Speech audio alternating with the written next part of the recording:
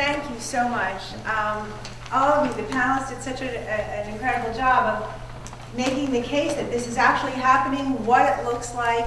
So I'm going to change up, you hate when I do this, I'm going to change up the format a little bit. Can you help me cue up the slides? And I'm going to so the question is, okay, we know this is going on, right? Now you all have a better understanding that this is happening in cities across the country and in our own backyard.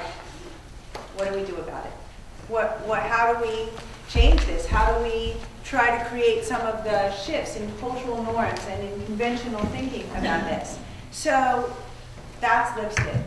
That's why we created this educational platform to go in and talk to certain key populations.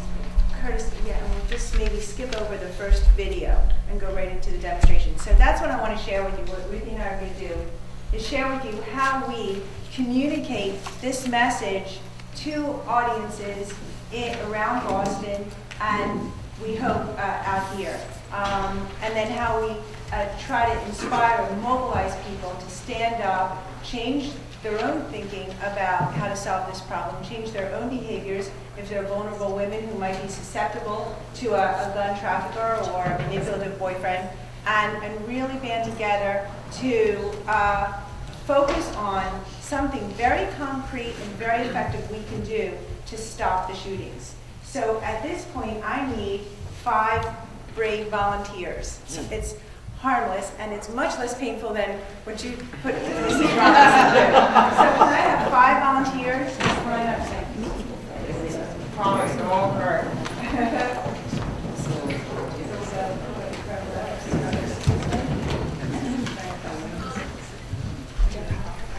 Oh, yeah, right. Whatever you get is only for play. Yeah, that's true.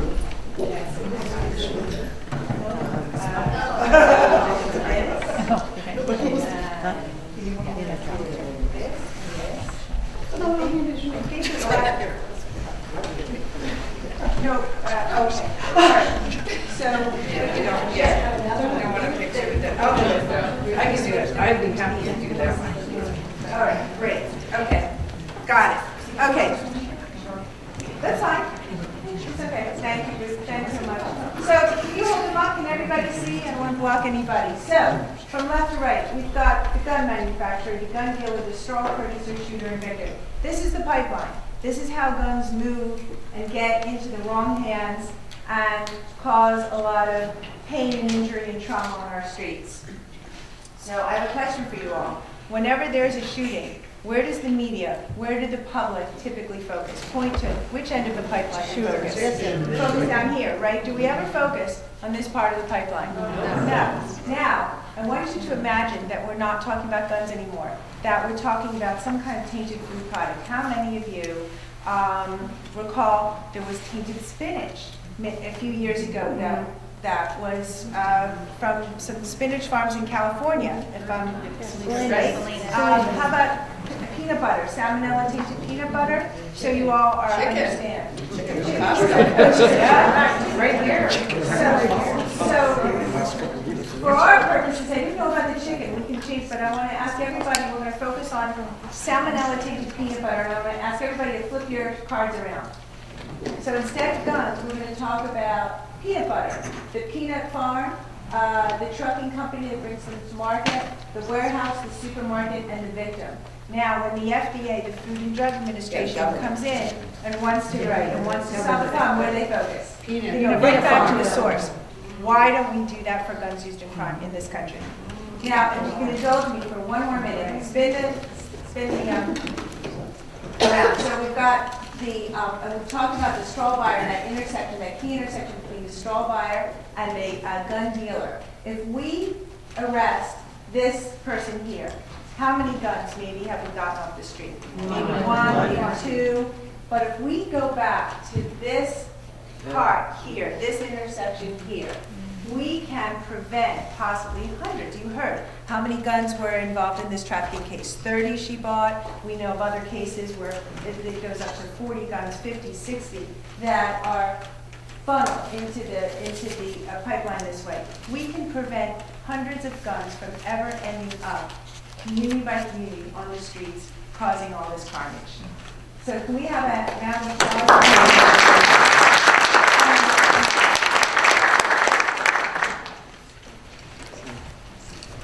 Thank you so much. So what we talk about in our workshops that we do, our educational forums, is it's very important to know that most of the guns that you read about that are Oakland shootings, Chicago shootings, some I understand here, East Palo Alto, San Jose, every time you see a story in the paper or read on the news or see on the news that this shooting involves a 14, 15, 16-year-old shooter, 17, that is an illegally trafficked gun. But in almost 100% of the cases, that gun was illegally obtained. That shooter does not have a Second Amendment right to that gun. And I work with DAs around Massachusetts, and they tell me that 99 to 100% of the cases they prosecute involve illegally obtained guns. I guess I'm doing it. Okay. So the important question is, where are the guns coming from? And we just showed you in that pipeline demonstration that we've got to pay more attention to the sources. And now I think the next one is a video. You don't have to take it from me. I want you to hear some video testimony from former traffickers who were testifying before Congress as part of Mayors Against Illegal Guns. They arranged this, and they're going to share their experiences with you of how easy it was for them to get guns as traffickers. Now, this is all part of our educational forum, and this is some of the information we deliver to the communities we work in. One dealer actually taught me how to make a straw purchase. I went into the store with my wife, and the store clerk got suspicious. He told my wife that she would have to come back the next day without me to buy the gun. She went back alone the next day, and the store had no problem selling her the gun. Could everybody hear that? Yes. Okay. So the gun dealer is actually coaching this young man. Now, I want to preface this by saying the majority of gun dealers in this country licensed gun dealers are very upstanding, very law-abiding, right? It's a small percentage, a small minority who flout the law, who aren't criminals and are really interested in a profit. And here's testimony from a former female straw purchaser. Curtis, I think, do we want to make it a little louder? At that time, I didn't know anything about guns. I was a junior in college. I had it on honor roll. Two of my classmates persuaded me to buy guns for them, and I really wish I didn't. I went to the store 2 times to buy guns for the classmates. During the first visit, I bought 25 guns. My court papers say 10 of the guns were 9mm made by the same company, and 10 were 380s made by the same company. But I had no idea what I was buying. A week later, I returned to the same store and bought 15 more guns. My court papers say they were all 9mm made by the same company. Again, I knew nothing about buying guns, but I was buying them in large quantities. During each visit, my classmates who asked me to buy the gun would come with me into the store. We would talk to the man behind the counter, who I think was the store gun owner. After my classmates finished talking to the person who I thought was the owner, I gave the person my Ohio ID, filled out some paperwork, and gave him an envelope which had money in it. That was the extent of my role. I believe it should have been obvious that the guns were not for me, because I didn't ask any questions about them and show no interest in them. I mean, what would I want with 40 guns? And that, unfortunately, plays out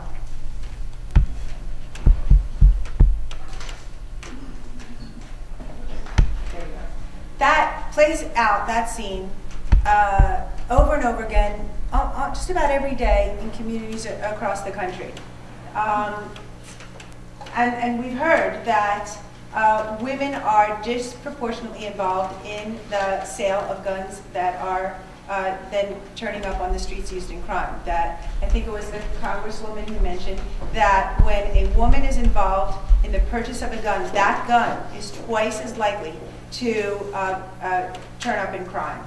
And now I want you to hear from someone who's on the front lines, Ruth Rollins, who is Lipstick and is talking to these women and these community residents and leaders every day and sharing with them what we know and seeing their amazing response. So, Ruth?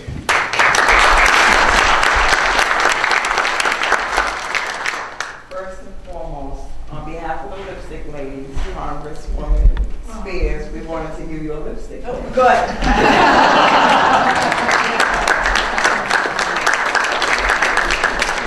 How's everyone else can be able to get one of these? We're going to get more. You are going to see Nancy. Yeah. So good afternoon, ladies and gentlemen, and it's truly an honor to be here today. I get overwhelmed when I speak about lipstick. It's not all me. You know, Nancy started this campaign several years ago, and me and another lady that works with me, Kim Odom, we're just on the forefront doing the work. But Nancy, she's the one. She's the one. My name is Ruth Rollins. I am a field director for the Lipstick campaign. I've been doing it now for about 18 months. I'm a mother, I'm a daughter, I'm a grandmother, and I also am a homicide survivor. My son was killed in 2007, Warren Daniel Gaston. And through my day job, I am a domestic violence advocate. So I understand and I see firsthand how women are being forced and coerced into gun violence. And when I look at it as the same way women are using sex trafficking or drug violence. And you know, one of the things when we play that clip all the time, people say, why? Stupid, dummy, why are they doing what they do? But there's a lot of factors. And through the Lipstick campaign, we've been able to educate and empower and do a lot of community organizing with the campaign. I'm excited about it because we're bringing a lot to the forefront. Do you want to talk about what Lipstick is? So Lipstick is ladies involved in putting a stop to inner city killing. So what we've been doing in the Boston area, we've been educating women on straw purchases. So the Congresswoman spoke to what a straw purchaser is. And one of the things that we talk about is that a straw purchaser is someone who buys firearms for someone else. In most cases, it's a boyfriend that has a criminal background, but also a juvenile or deemed by the court that's mentally ill. So through that, we've been able to educate and empower and do a lot of community organizing. But through our workshop, we work very close. I heard a lot of people talk about collaboration here, which is so important because through our workshop, we have the great opportunity of doing it with the district attorney's office.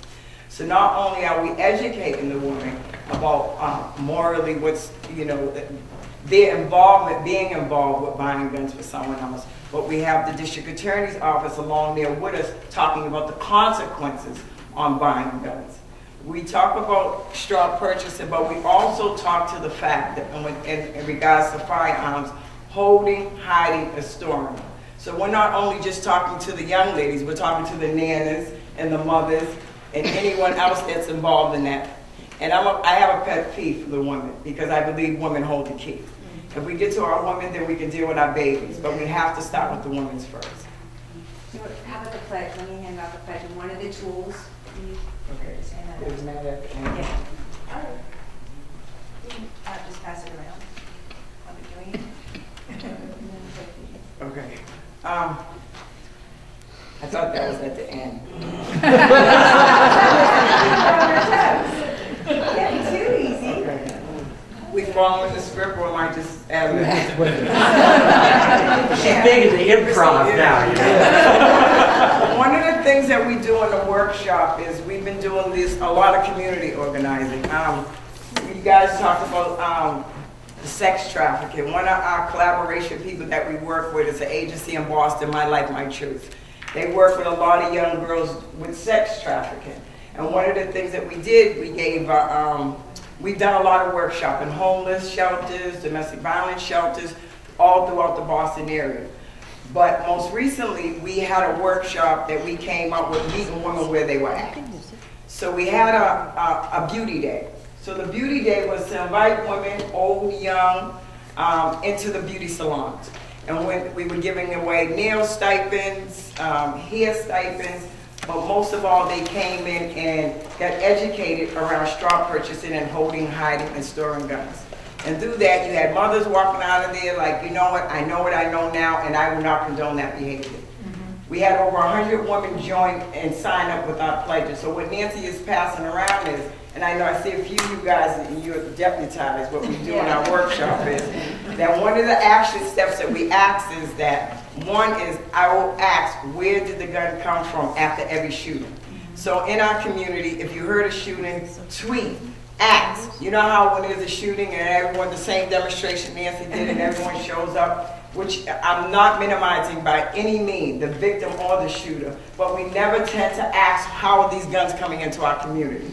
So that's one of the pledge. And then the other pledge is saying, I will not hide, hold, or store guns. So that not only speaks to the young, but it speaks to the older moms too, the ones that know what's going on. You know, that like, I heard one lady say, oh hell no, he's not bringing no more guns into my home. So it's really educating them and like, I just left the building. I should switch scripts. But this is one of our action steps, and during our action steps, we give out, a lot of women say, well, I want to sign, they get deputized, we give them that little symbol there, or we'll give them a lipstick pen, and that way, and a lot of times, a lot of the women join the campaign, young, old, And our lipstick ladies. which is our lipstick ladies. And we'll just So, hear from you. no, okay, so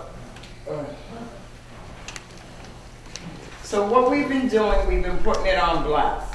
The picture in the middle is that day that I talked about, the beauty day event that we had. We had over 100 women come into the beauty salon, sign pledges.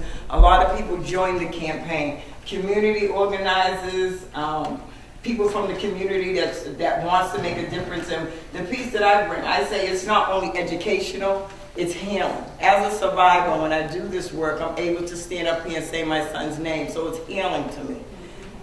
There's some lipstick ladies that are therapists. A lot of them work in the community with young women. We have one, the lady on the bottom, she was a Mary Kay consultant. She was one of the Mary Kay ladies that sold a lot of Mary Kay. She's getting ready to get a pink Cadillac. Her way of getting involved, her mother was murdered in 2006. She wanted to get involved because she wanted to be more empowered. So that day, on the lipstick lake, the day that we had the event for the beauty day event, she was doing eyelashes, she was doing facials. So what she's doing now is that with all the people that she comes in contact with, she's been putting it on blast, talking about the lipstick campaign and things they can do and how she can be more involved. This event, okay, so let me talk to the bottom slide. We have lipstick ladies from age 12 to 65. And I'll take a quote from my brother. It's not only an urban issue, it's a national issue. So this young lady, this little girl at the end, we had a great opportunity to doing a workshop in Marblehead in Massachusetts. It's in the suburbs. And what had happened by us doing that, her mother had spoke up and she was impacted by gun violence. Her brother was killed in a kill sport. I had never heard of it before. A kill sport was a holiday and they decided to kill someone and they just went out and killed her. And this young girl wasn't even born yet. She was 13 years old. That's our youngest lipstick lady, the little girl right here on the end.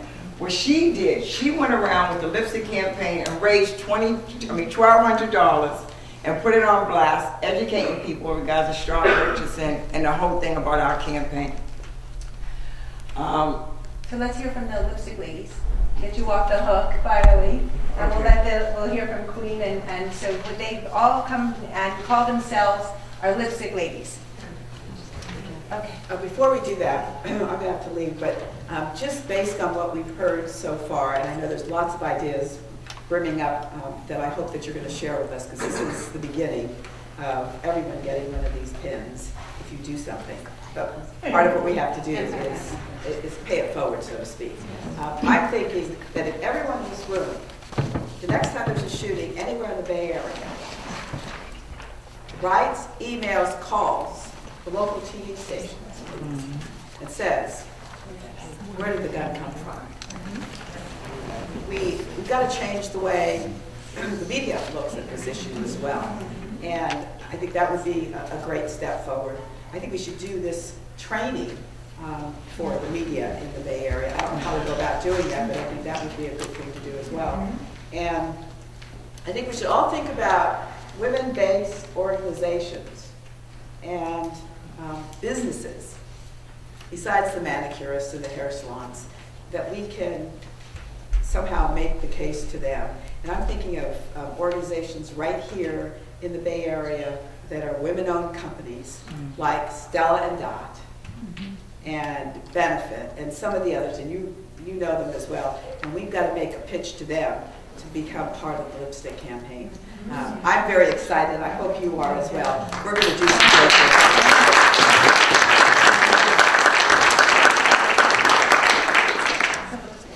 So this next slide that Nancy's getting ready to play is from one of our very first workshops, and these were a lot of community organizers in the room that signed up to be lipstick ladies.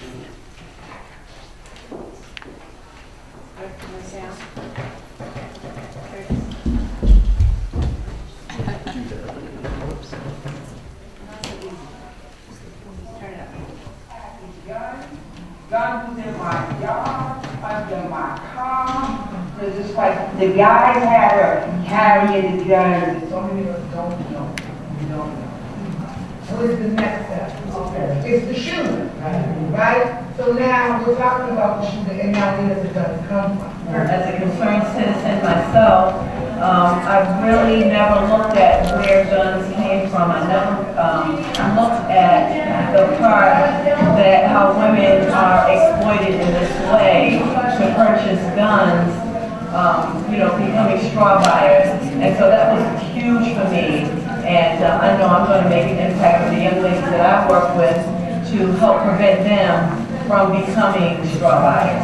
That really, really affected me, and I want to educate my girls for them to understand the consequence and how it can impact their future if they participate in trafficking guns. I am so impressed about the work that the Citizens for Safety is doing. I'm definitely going to get involved. I think it's really important that we ask the question, where did that gun come from? I was educated and informed on some issues I didn't know previously. We're going to make a change in this community, and I'm going to be a part of that. I can't believe it. I am a pioneer of change. I love it. Thank you. Thank you. Do you want to Yes. set up for Q&A? Yes, I do. We have a couple of questions here, but we have such a good representation out there. I'd like to maybe start out with one or two questions from the community. And I just want to, again, thank this panel, especially the frontline Lipstick Out and making a change, making a difference, and opening our eyes today. So if you could keep your questions brief and directed to the group and who you want to ask the questions to. Actually, to all of you, my name is Pamela DiGiovanni. I'm from Daly City, and we're having Dick's Sporting Goods opening up in the spring of 2014. I'm here with the support of my current Vice Mayor, David Canova, who will soon be a mayor, that would like to sign the Mayors Against Illegal Guns because our current mayor did not sign.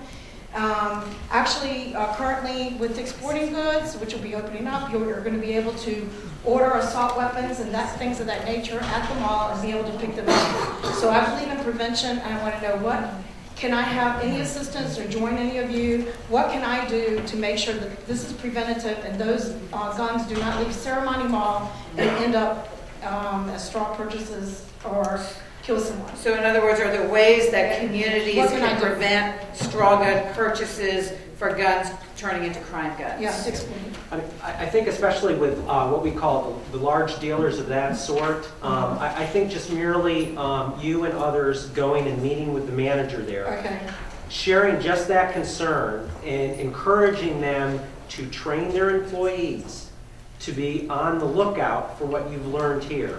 Most stores of that scope and that size do train their employees, but I think the added attention that you will be checking up and holding them accountable will, I think, make certain of it. And I think too, when you ask where did the gun come from, and if the answer were to time down the road be from that store, I think you go back and say, hey, look, what's going on? What can we do better? But I think that you have a good chance that a company of that size would be much more likely to hold an audience with you than maybe some others. So I really do it.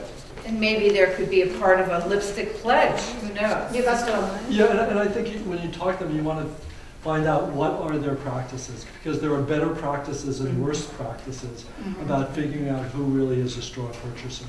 And you want to make sure that you're going to hold them accountable Are in some there sense. some guidelines somewhere that we Well, might be able to reference? Are Yeah, they well, Mayors Against Illegal ATF Guns guidelines? has or- some guidelines. Mayors Against Illegal Guns entered into an agreement with Walmart, which was a 10-step pledge that I think you can get from their website, and was, I think, a very aggressive. It goes beyond what federal law would ever require, but it included things like keeping lists of people's names who might have bought guns that we recovered. They videotape transactions. I think with the assault weapons issue, ATF does not get alerted if someone buys many guns of that sort. And so maybe a pledge that, hey, do you know who your ATF contact would be good. I want to turn that around a little bit because I'm hearing the lipstick pledge, some education, some best practices that you're trying to advance. I'm not so sure I was fully aware that straw purchases are illegal, inherent in their nature. And I don't know, I know the DA's left, but Al Serrato's here, or maybe you could speak to what are the consequences of straw purchases? Yeah, so the purchase of a gun for another person, basically you're being charged for lying on that form. It's a 10-year federal felony. It's very serious, and certainly for those who have bought multiple guns, the sentencing guidelines will sentence you more. One of the things that doesn't result usually in the 10-year sentence is the fact that the straw purchaser, by their nature, doesn't have a prior criminal record. And so usually you get bigger sentences when you have a prior record. So it's something that the federal government treats seriously. You've heard here that ATF investigates those, and those are certainly things we want to prevent from ever happening. Yeah, so I definitely would like to.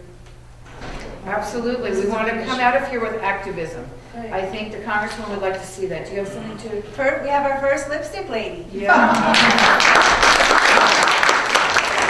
Hi, I'm Alice Smith from Palo Alto, but we were recently in Sunnyvale. They passed an initiative that stopped gun sales in Sunnyvale. And Daly City, let the women of Daly City get up, get an initiative out, and by gore, you might see it stop. And so we have a little and I'd like to follow up, if I could, for just a minute and try and understand, this is the lipstick initiative. Why is it that guns purchased by women are more likely to become crime guns? Because I think that's what I'm hearing here. I don't know, Mr. Chipman, or... I think probably what contributes to that is the fact that more men enjoy the sports. And so a greater percentage of those are being used legitimately. And what I found was that typically there's a much smaller percentage of women who buy guns for sports and self-protection. That might have changed recently over the last couple of years.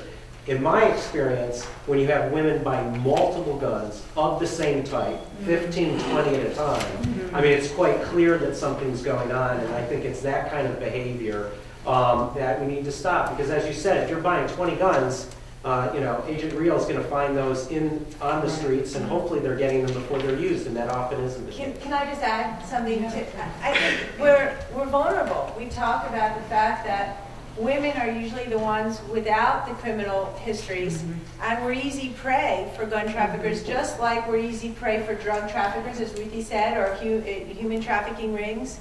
And it just takes a woman to be in a bad relationship with a manipulative man. She might have low self-esteem, and if he's willing to abuse her and he's caught up in some trouble, that's all it takes. And it's happening wherever there is a woman, in the suburbs, as Ruthie said, or rural parts of the country. If she has low self-esteem and she's in this bad relationship, she's vulnerable. So I'd just like to follow up one moment with Nancy. Of everything we've heard today, what is it you'd like to challenge us in San Mateo County to start thinking about doing? What are the opportunities that you've seen in other communities? And then I'd like to get to more of the questions. Sure. I don't know how many women programs are in here, or even community organizers, to start having this educational workshop. Okay, so that's the challenge. Start with the women, start with the gun best practices. I think we had Karen Franconi is here from the Service League, which is women coming out of the criminal justice system and hopefully preventing those who are going in. I know one thing for, who are the law enforcement folks or retired law enforcement in here? Raise your hands, please. Unfortunately, we know when we go to the scene of a shooting, more likely than not, who ends up holding the gun? It's always the women. They hand the gun off to the women. And what does that mean? They're putting them in jeopardy. But that is very true from even our experiences. Let's get to some more questions and comments and thoughts in the audience. I wanted to say a comment. When we were, I think it was ATM who was saying, you know, the reasons why women do what they do. Also, if you don't know any better, you can't do any better. So like getting the you know, just like we have sex classes for in high school and stuff, having that kind of education in high school. Because I personally didn't know that it was illegal, you know, it was illegal to like hold your man, you know, your spouse's gun. And it wasn't until it hit home for me that I like started thinking of different things, you know, how the other person felt. I think that's key too, if you're targeting an education model on students or younger people, so that age that becomes very important is 18. Under federal law, you can buy a long gun at 18. That would be what you're calling an assault rifle. At pistol, you can't buy till 21. So start thinking about, you know, how can you impact college age students young? Some of the largest cases that we made in Virginia, we had one entire college band buying multiple firearms for one member of the band who was bringing them to New York. I mean, we took out the entire trombone section. I mean, it was everything. It sounds funny, but it was so horrible. You have all these students, and they somehow got wrapped up in this, you know, crazy scheme. So, you know, I believe you're right. They didn't get it. And so if you can meet with college groups, I think that's an excellent start. But that's what a lipstick lady is, what you just said. And, you know, for whatever the reason is, and there's a lot of layers. There's a lot. Some know and some don't know. But it's people like you to speak to that, because you didn't know, so what do? You're like, and I get emotional thinking about it, because I know why women do what they do, and sometimes we're judged. But at the end of the day, I believe, like, as you know now, it's passing the torch. Your past doesn't have to be your future.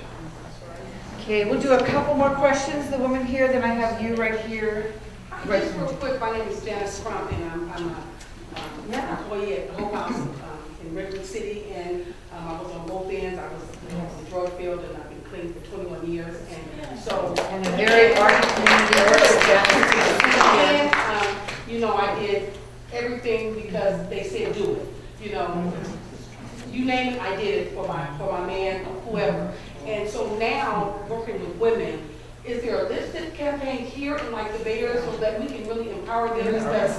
Right here, right now, starting today. Starting today, Janice. I think this is the beginning. Got two lipstick ladies. Right. I hope you have some pins because we're taking that lipstick pledge. Let's go here. Let's go here and here and then there, and then we're just going to close it up with a couple of ideas for collaboration and next steps. Okay? I'm a former board member of the Canadian Women's in San Francisco, and our charter is to help women and children. So my question would be, how do you want us to reach out? I'm happy to try to get you as a speaker. You live in the city now. We meet up at Presidio. But also with our youth groups, have you targeted youth commissions? How are you rolling out your program, and how are you funding yourself? Good questions. So I was just going to suggest, because we've kind of gone down this road, the Congresswoman convened us all, Mike Massoni will remember this, on human trafficking in much the same way. Brought together the law enforcement community, the advocates, those trying to protect and defend our communities. We're all here as partners, but then we have to actually turn it into work and action. And I'm going to put Katie Therick on the spot because she helped very much get this room filled today. We helped, some others did. Why don't we say that there will be a next convening, more of an action work group that could come together that we'll host with the Congresswoman, and we'll go to next steps and really get people motivated, because I think this is a whole educational campaign as well, more than anything else. So we're not going to come up with all the ideas today, but I'm hoping everyone is signing up. Is that lipstick pledge going around? Because that's what we're going to use to make sure we contact you all. I mean, if I look at all the different avenues, we're going to touch a lot of people in this county and in San Francisco and start there.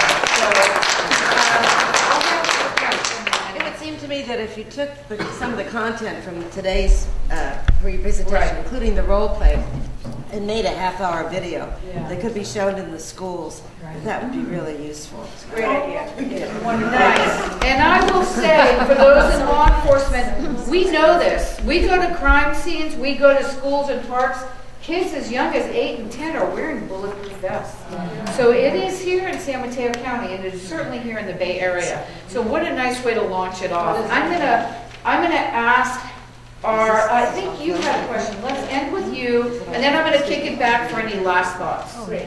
All right. My name is Elena Wolf, and I'm here with my coworker Toby Coates. We work for the Choices program in women's jail.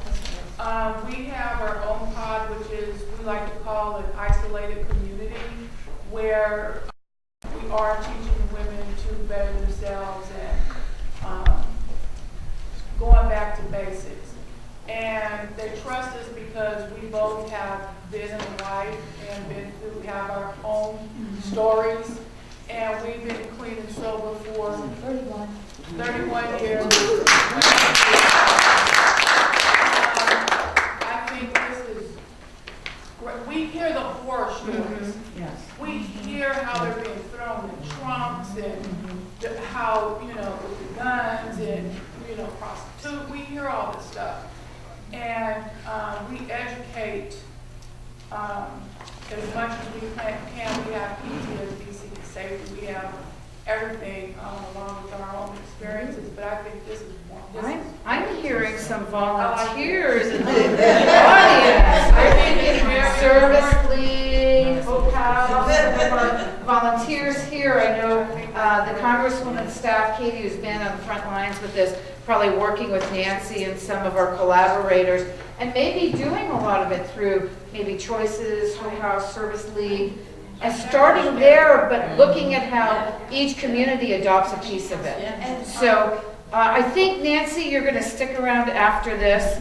Any last minute closing thoughts? I'm going to go down. You have maybe a minute or two. Sure. I just, women can make such a difference. Women are so much better about these issues than men are. There's no question women are calming men down in lots of different ways. And I think what you really want to have is a movement. And this is like the beginning of a potential movement about really making change in something that really is important to not only the women themselves who are committing felonies, but these guns are being used on the streets and killing people.